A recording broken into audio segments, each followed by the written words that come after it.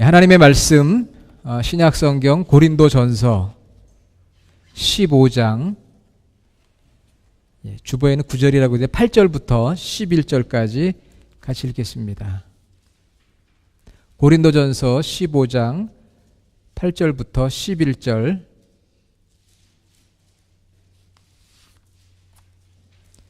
예, 282페이지 같이 읽겠습니다. 맨 나중에 만삭되지 못하여 난 자 같은 내게도 보이셨느니라. 나는 사도 중에 가장 작은 자라. 나는 하나님의 교회를 박해하였으므로 사도라 칭함받기를 감당하지 못할 자니라. 그러나 내가 나 된 것은 하나님의 은혜로 된 것이니 내게 주신 그의 은혜가 헛되지 아니하여 내가 모든 사도보다 더 많이 수고하였으나 내가 한 것이 아니요 오직 나와 함께 하신 하나님의 은혜로라. 그러므로 나나 그들이나 이같이 전파하매 너희도 이같이 믿었느니라. 아멘. 할렐루야. 19세기 미국의 심리학자이며 철학자인 윌리엄 제임스라고 하는 분의 유명한 말 중에 이런 말이 있어요. 행복해서 웃는 것이 아니라 웃으면 행복해진다. 웃으면 복이 와요. 이제 그런 말씀이죠. 행복해서 웃는 것이 아니고 웃으면 행복해진다. 우리 지난주 야외 예배가 있었습니다. 야외 예배 즐거운 시간이었는데요. 그때 우리 장로님 넌센스 퀴즈를 했어요. 매년 하는 건데도 잊어버리고 답을 잘 못하는데 넌센스 퀴즈 하면서 즐거운 시간 가졌거든요. 그래서 제가 여러분에게 넌센스 퀴즈 하나 내려고요. 여러분 잘 들어보시고, 자, LA에서요 모든 시가 내려다 보이는 곳이 어디일까요? 네? LA에서 모든 그 LA 시의 모든 풍경이 내려다 보이는 곳이 어디일까요? 어떤 분은 그래요. 그리피스 파크이다 그러는데 맞아요. 잘 보입니다. 그런 넌센스 퀴즈거든요. 제가 여러분 못 맞출 것 같았어요. 알려드릴게요. UCLA입니다. 왜 UCLA인지 아시겠죠? 영어를 하시는 분들은. 예, UCLA 명문 대학인데 UCLA, LA가 다 보이는 곳이 바로 UCLA 넌센스 퀴즈인데 좀 웃으셨어요? 웃으면 행복해진다 그랬습니다. 행복해서 웃는 게 아니고 웃으면 행복해진다. 자, 우리 옆에 있는 분에게 이렇게 한번 이야기해요. 은혜 많이 받으세요. 은혜 많이 받으세요. 크리스천들에게 은혜란 말보다 더 좋은 말은 없습니다. 은혜. 헬라어로는 카리스, 영어로는 은혜가 영어로는 뭐죠? 그레이스. 이 은혜는 누군가에게서 받는 고마운 혜택, 누군가에서 받는 고마운 혜택을 우리가 은혜라고 이야기해요. 그런데 이 은혜라는 말은 무척 다양하게 쓰입니다. 어디에 쓰이는지 여러분 잘 아실 거예요. 사람 이름에 쓰여요. 그래서 이름에 쓰입니다. 이름. 우리 여자 이름들 중에 그레이스라는 이름이 참 많아요. 또 교회 이름도 은혜라는 이름이 들어간 교회가 많습니다. 오늘 저녁에 우리 비전 50 총회 모이는 교회도 은혜 한인 연합감리 교회, 은혜교회라는 이름이 많지요. 또 신학교에도 은혜가 들어가는 경우가 있고요. 심지어는 뭐 비즈니스도 은혜라는 이름을 써서 여러분 잘 아시는 은혜 미용실도 있지 않습니까? 그래서 은혜라는 말이 참 많이 쓰이는데 우리가 또 인사말 할 때 은혜 많이 받으세요. 우리 조금 전에 인사했잖아요. 은혜 많이 받으세요. 혹은 또 은혜 많이 받았습니다. 이런 말을 해서 인사말로도 그냥 우리 그리스도인들에게는 편안하게 쓰일 수 있는 말이 이 은혜라는 말이에요. 이름도 또 인사말도 감동을 받았다는 거죠. 좀 마음이 뜨거워졌다. feel good. 좀 뭔가 좀 좋다. 이럴 때 은혜 받았다는 말을 많이 쓰고요. 또 우리가 이제 서로 간에 너도 좋고 나도 좋아. 적당하게 우리 그렇게 하지 말고 그냥 은혜스럽게 해결합시다 할 때 보면은 서로 그냥 좋게 해결합시다 할 때 은혜란 말을 쓰기도 합니다. 그런데 God's grace, 이 하나님의 은혜는 조금 달라요. 그런데 우리가 이 다른 점을 잘 모를 때가 있어요. 그레이스, 은혜란 말을 많이 쓰는데 하나님의 은혜, God's grace라고 하는 이 하나님의 은혜는 우리가 이렇게 쉽게 사용하는 이름이나 혹은 인사말이나 혹은 그냥 적당하게 우리들이 잘 해결합시다 라고 하는 그런 은혜와는 조금 다른 의미를 가지고 있어요. 하나님의 은혜, God's grace는 항상 무엇과 연결이 되어 있느냐? 복음하고 연결이 되어 있습니다. 여러분, 복음이 영어로 뭐죠? Gospel. 또 은혜는 grace. 이게 영어 G로 시작을 해요, 단어가. 그래서 이 복음과 은혜는 동전의 앞면과 뒷면 같아요. 여러분, 쿼러 동전 있으시잖아요. 그 쿼러 동전에 만약에 앞면이나 뒷면 중에 한 면이 지워져 버렸다. 그러면 그 동전 쓸 수 있을까요? 없을까요? 아마 동전을 받지 않을 거예요.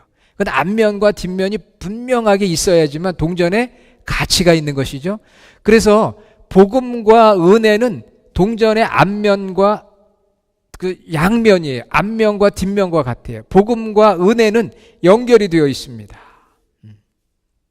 우리가 하나님의 은혜 할 때는 꼭 복음과 은혜가 동전의 앞면과 뒷면처럼 연결이 되어 있구나 하는 것을 우리가 알아야 돼요.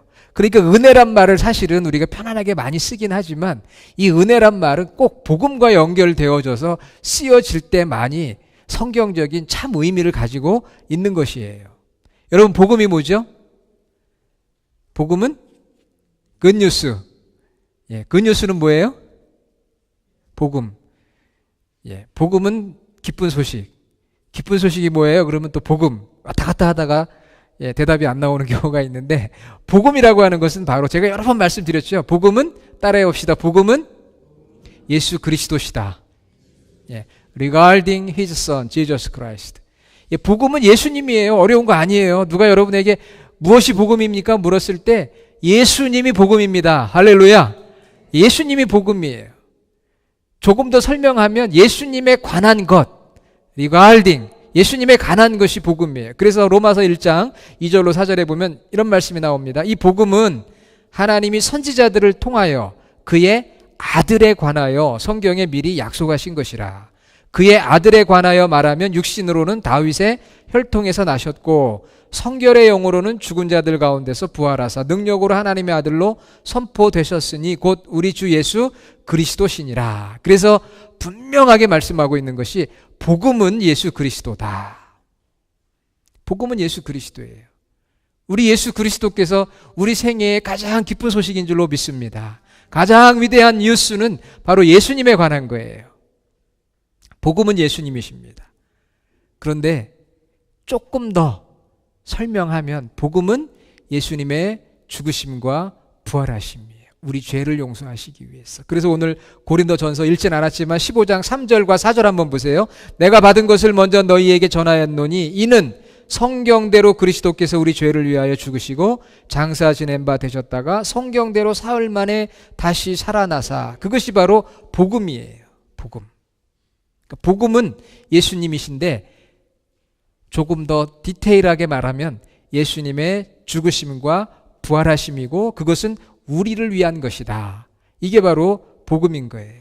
자, 그러면은 이 동전의 한 면이 복음과 은혜라고 했는데 그럼 은혜는 뭐냐? 그 복음이, 그 예수님이, 그 예수님의 십자가와 부활이 내게 다가오는 것이 바로 은혜예요. 누구에게 다가온다고요? 내게 다가오는 것입니다. 그 복음이 예수님이 내게 다가오는 것이 은혜예요. 오늘 고린도전서 다 읽지 않았는데 15장 5절부터 보면은요. 그 부활하신 예수님이 누구에게 다가왔어요? 5절에 저를 보지 마시고 성경을 보시면은 누구에게 다가왔습니까? 5절에 게바에게, 베드로를 말하잖아요. 게바에게 다가왔다 그랬어요. 5절에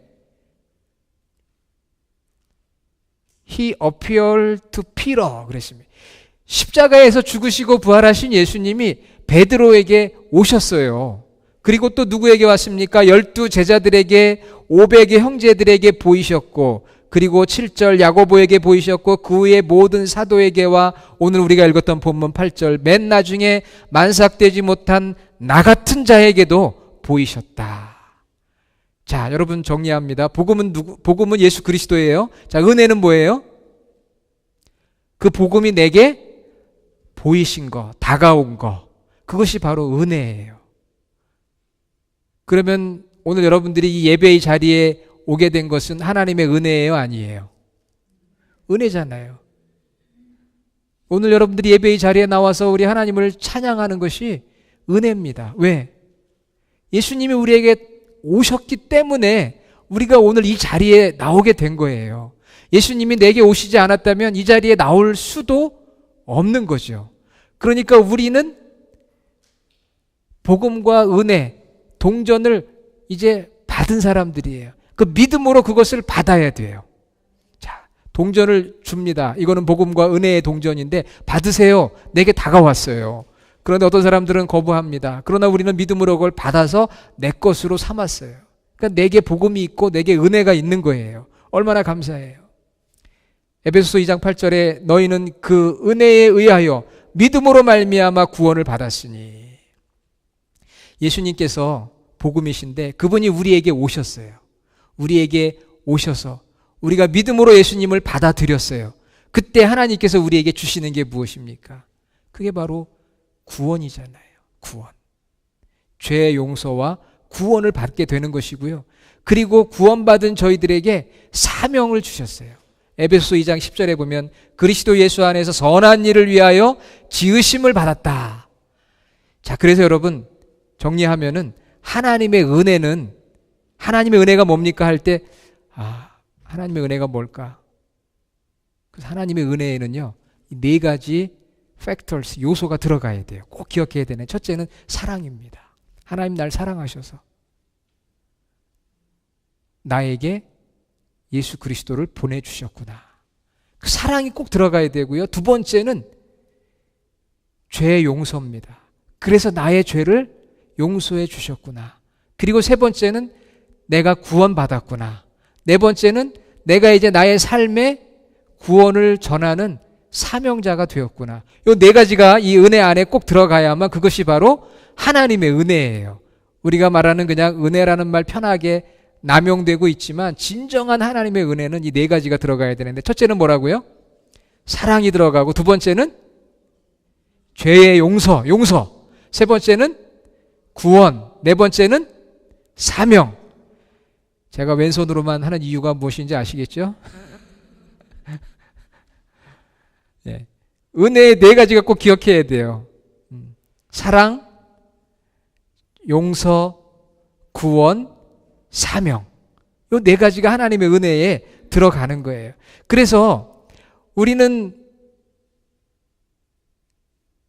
그 하나님의 은혜를 받았고 지금도 그 하나님의 은혜가 내 삶의 기초가 되는 거예요. 내 삶을 이끌어가는 힘이 되는 거예요. 바울은 그렇게 고백합니다. 10절에 뭐라고 고백하죠? 내가 나 된 것은 하나님의 은혜로 된 것이다. 나의 나 된 것은 하나님의 은혜입니다. By the grace of God, I am what I am. 은혜로 내가 된 것입니다. 이것은 과거 표현만이 아니고요. 현재의 나의 모습, 앞으로의 나의 모습 전체를 말하고 있는 거예요. 나의 나 된 것은 하나님의 은혜입니다. 나는 하나님의 은혜로 살아갑니다. 앞으로도 나는 하나님의 은혜로 살아갈 것입니다. 그런 고백이에요. By the grace of God, I am. 현재로 쓰였잖아요. What I am. 과거에 내가 은혜 받아서 구원받고 용서받은 하나님의 자녀가 된 것으로 끝나는 게 아니고 지금도 나는 하나님의 은혜의 기초로 살아가고 있다는 거예요. 앞으로도 하나님의 은혜가 나의 삶을 이끄는 힘이 된다는 거예요. 할렐루야. 그것이 바로 하나님의 은혜인 거예요. 나의 나 된 것은 하나님의 은혜입니다. 나의 나 된 것은 하나님의 은혜입니다. 과거와 현재와 미래를 다 표현하는 너무나도 위대한 사도 바울의 고백이잖아요. 그래서 얼마나 많은 찬양이 여기서 만들어졌고 얼마나 많은 성도들이 이 간증을 통해 은혜를 받고 또 우리가 고백합니까? 하나님의 은혜입니다. 맞아요.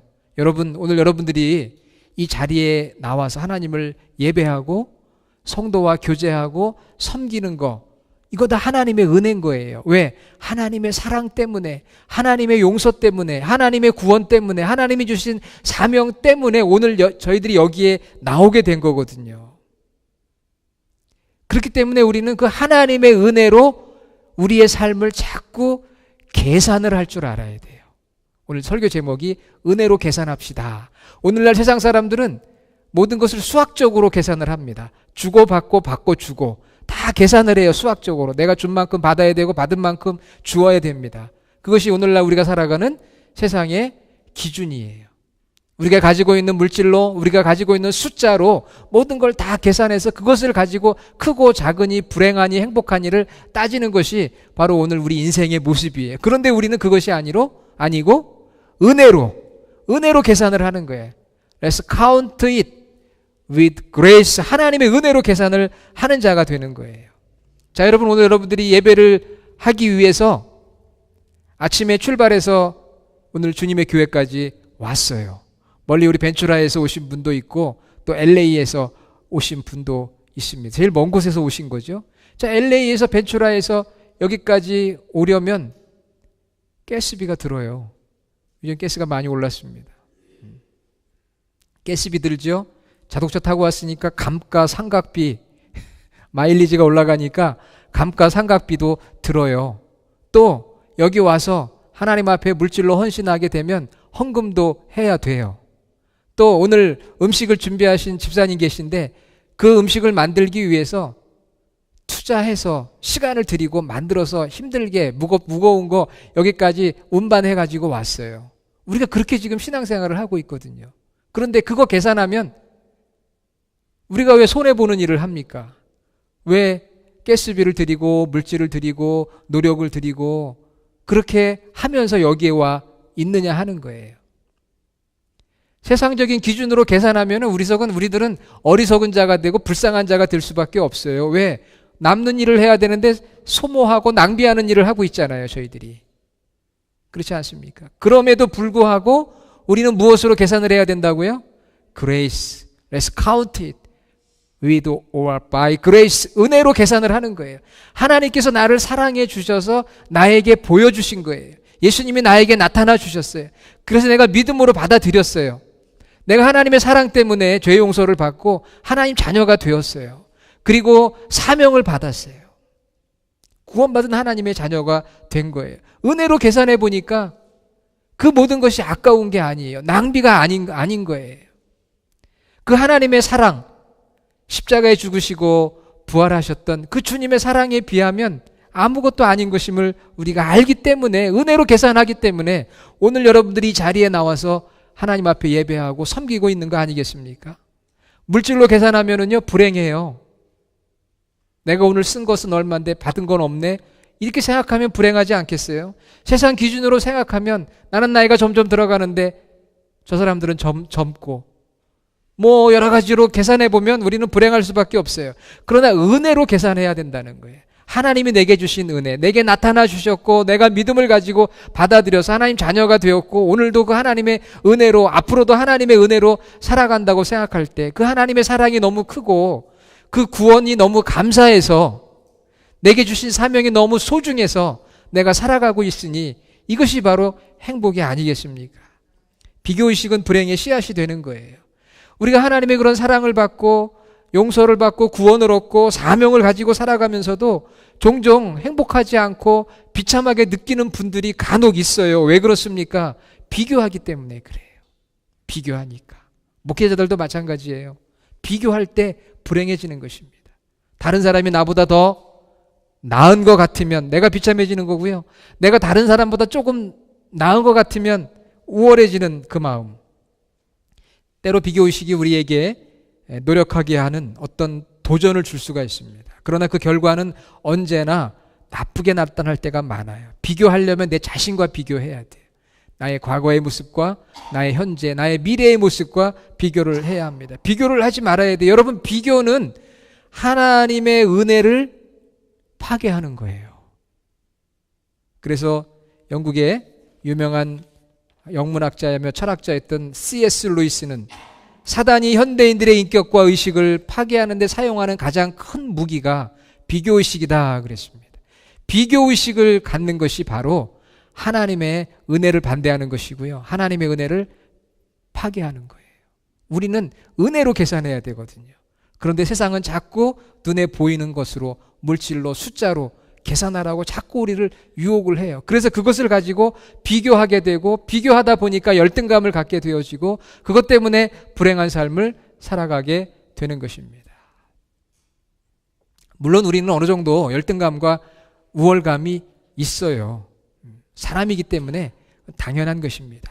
그런데 중요한 것은 그것을 자꾸 은혜로 카운트하려는 마음을 가져야 돼요. 왜? 하나님이 내게 주신 은혜가 너무 귀하기 때문에 은혜로 자꾸 보고, 은혜를 알고, 은혜로 카운트하려고 하는 그 마음을 우리가 회복해야만 진정으로 행복한 삶이 될 수 있으리라 믿습니다. 바울은 이 두 가지가 다 있었어요. 그에게는 첫째 열등감이 있었어요. 8절에 보니까 뭐라고 고백합니까? 맨 나중에 만삭되지 못한 나에게도 보이셨다. 예수님께서 부활하셔서 만삭되지 못한 바울에게도 나타나셨다는 거예요.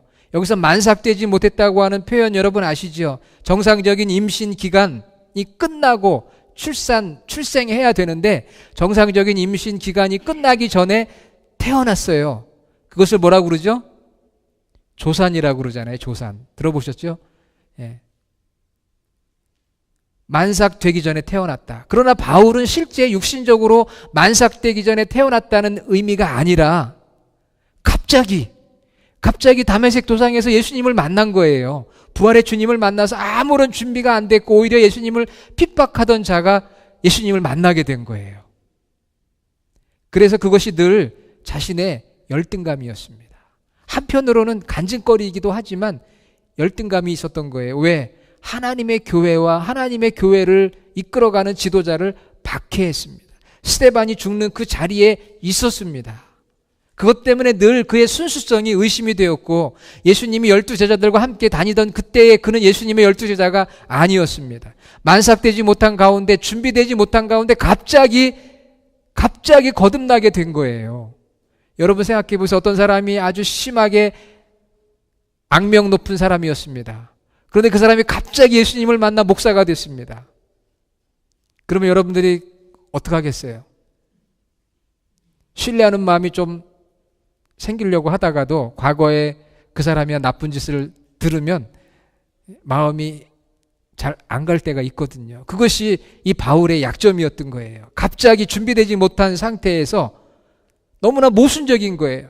박해하던 사람이 예수님을 믿고 전도자가 되었다. 그것이 자신의 열등감이었어요. 사람들은 그것 때문에 바울을 비판했습니다. 바울은 사도가 아니다.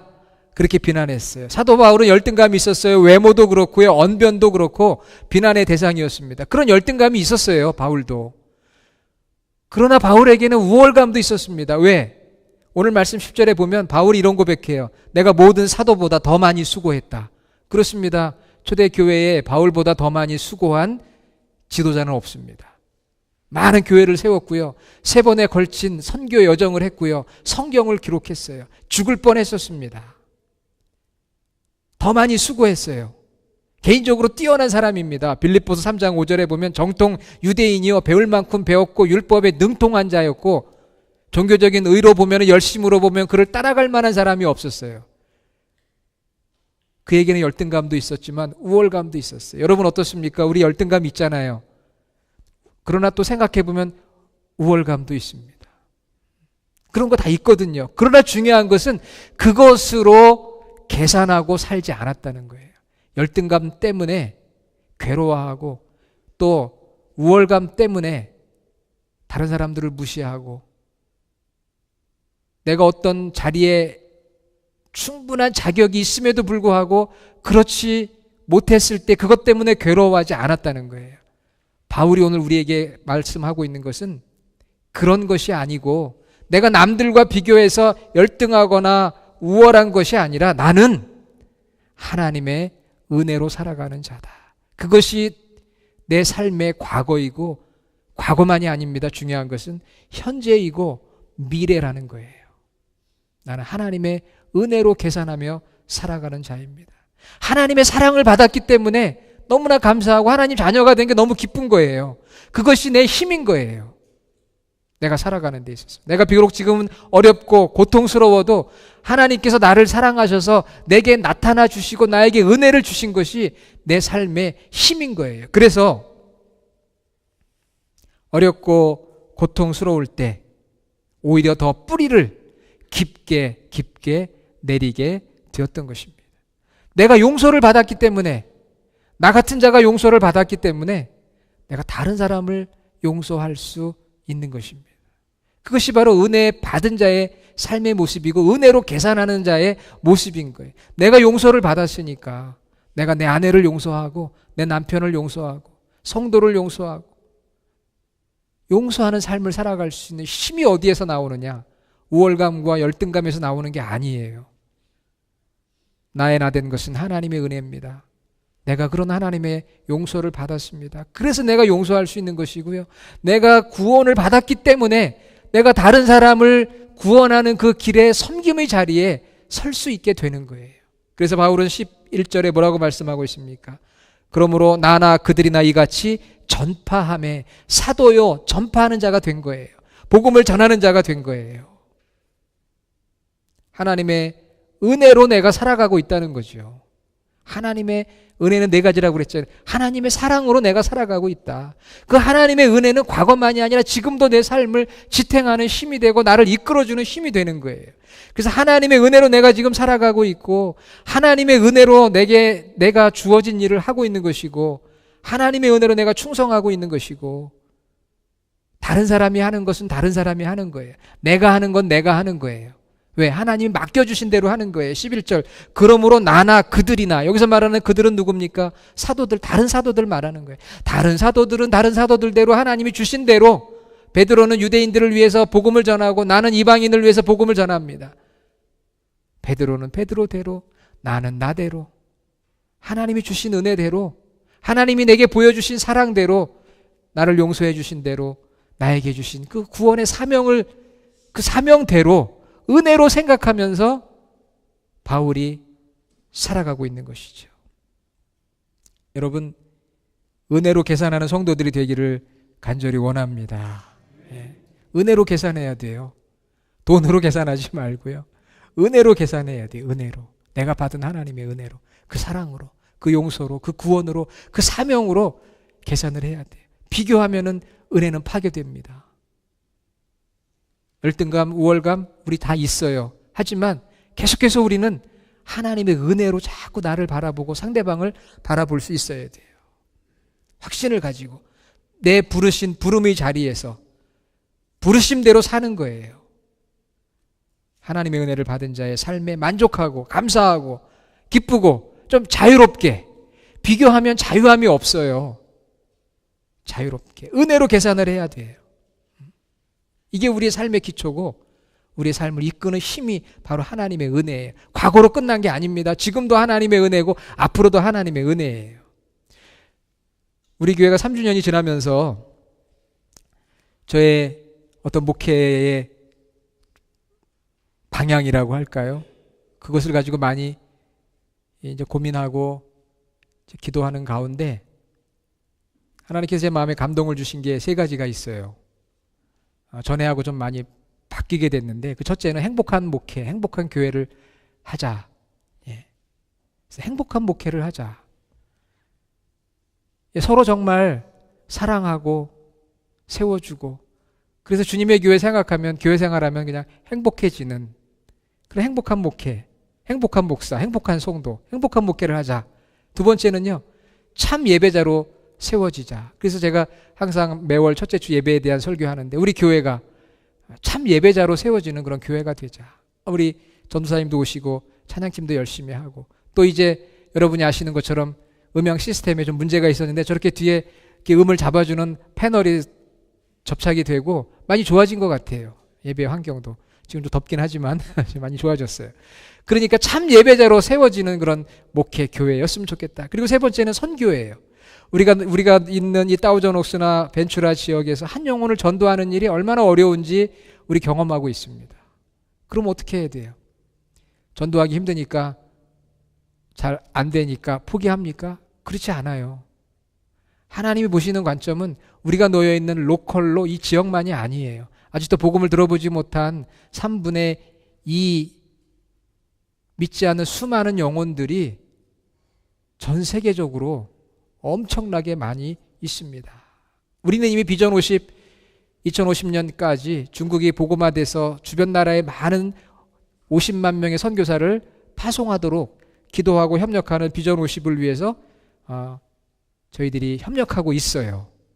우리 교회에서 후원합니다. 그 후원금이 모아져서 매월 선교사님들을 돕고 또 여름에는 장학생들을 후원하고 선교사 대회와 지도자 교육을 합니다. 이를 위해서 10개 교회가 연합하고 있는데요. 제가 지난 4년 동안 이 비전 50 선교회 미주 본부에 지금 총무를 맡고 있었어요.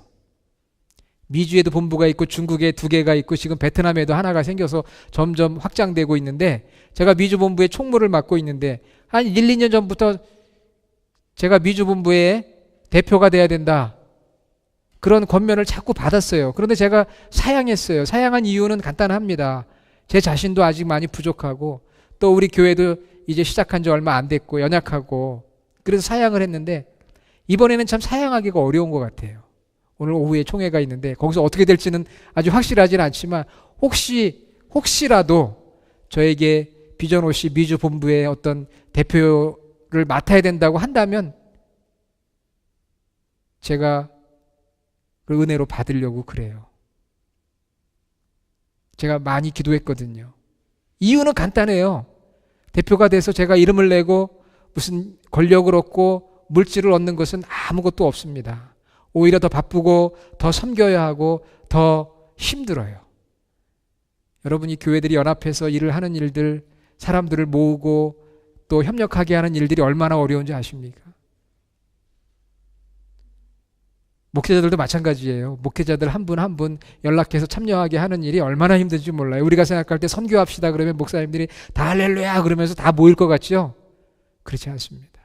몇 번 전화해야 되고 부탁해야 되고 그래야 겨우 할까 말까예요. 똑같아요. 목회자나 성도나. 내일 아니면은 관심이 없습니다. 사실. 선교라고 해도 관심이 없어요. 그런 총무일을 제가 4년을 하니까 좀 쉬고 싶어요. 그런데 하나님의 뜻은 그게 아닌가 봐요. 그래서 제가 하나님이 저를 시킨다면 이제는 해야 되겠다. 왜?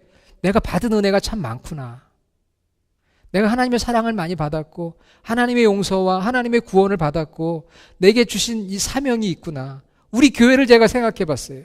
우리 주님의 교회를 생각해 보니까 우리가 숫자적으로는 많은 성도를 가지고 있는 교회는 아니에요. 그런데 우리 한 분 한 분들을 제가 놓고 기도할 때 보면 우리 신앙의 연륜도 많고요.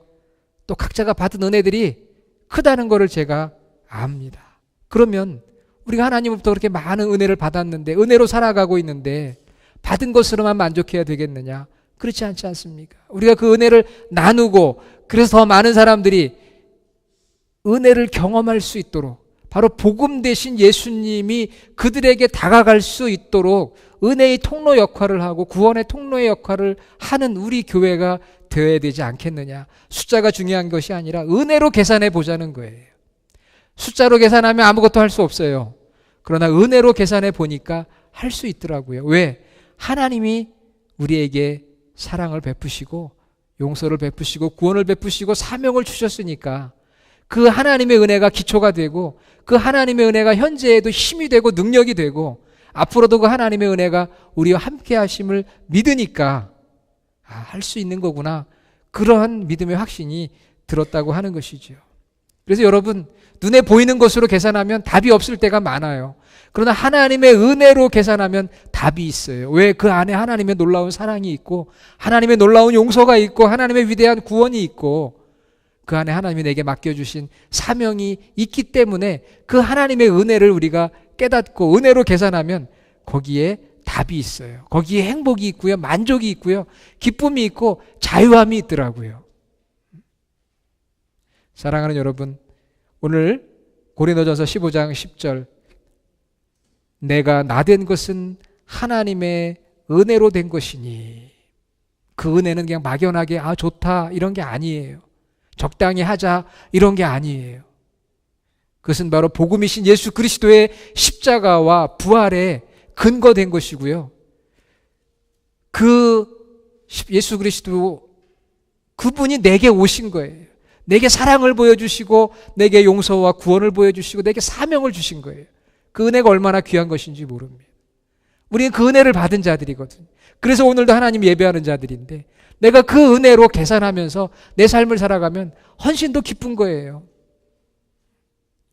그리고 우리의 모습들이 연약하고 비록 많은 성도들이 아닐지라도 숫자로 보는 것이 아니라 은혜로 보는 거예요. 은혜로 보는 것이. 그러면 우리가 하나님의 일을 할 수가 있습니다. 나이라는 것은 하나님의 은혜입니다. 이것이 그저 과거 옛날의 나의 고백이 아니라 지금도 내 삶을 붙드는 우리의 고백이 되길 원하고요. 앞으로 남은 생애도 하나님의 은혜 이것으로 살아가는 사랑과 용서와 구원과 사명으로 살아가는 우리 모든 성도들이 되시기를 주의 이름으로 축원합니다. 아멘. 하나님 감사합니다. 복음이신 주님께서 우리에게 다가오셔서 우리가 믿음으로 응답하여 하나님 자녀가 되고 구원받은 성도가 되었습니다. 그런 자들이 함께 모여 주님의 교회를 이루었습니다. 은혜는 내 앞에까지 와 있는데 아직도 믿음으로 결단하지 못하고 주님을 마음속 깊은 곳에 받아들이지 못한 안타까운 영혼들이 있습니까? 이 시간 내게 다가온 주님의 은혜를 예수 그리스도 십자가와 보혈을 십자가와 부활을 내 것으로 받아들일 수 있는 저희들이 되어서 용서받고 구원받은 하나님 자녀가 되게 해주시고 새로운 사명을 가지고 복음의 통로, 은혜의 통로가 되는 삶이 있게 하여 주시옵소서. 하나님 우리 은혜로 바라보기 원합니다. 은혜로 계산하기를 원합니다. 내 삶을 무엇으로 계산하려고 합니까? 눈에 보이는 것이 아니라 하나님의 은혜로 계산하며 살아가는 저희들 되게 하여 주시옵소서. 우리 주님의 교회가 연약하고 부족하지만 하나님의 은혜로 서 있는 교회가 되게 하시고 하나님의 은혜로 앞으로도 살아가는 그런 교회가 되게 하여 주시옵소서. 예수님의 이름으로 기도드립니다. 아멘.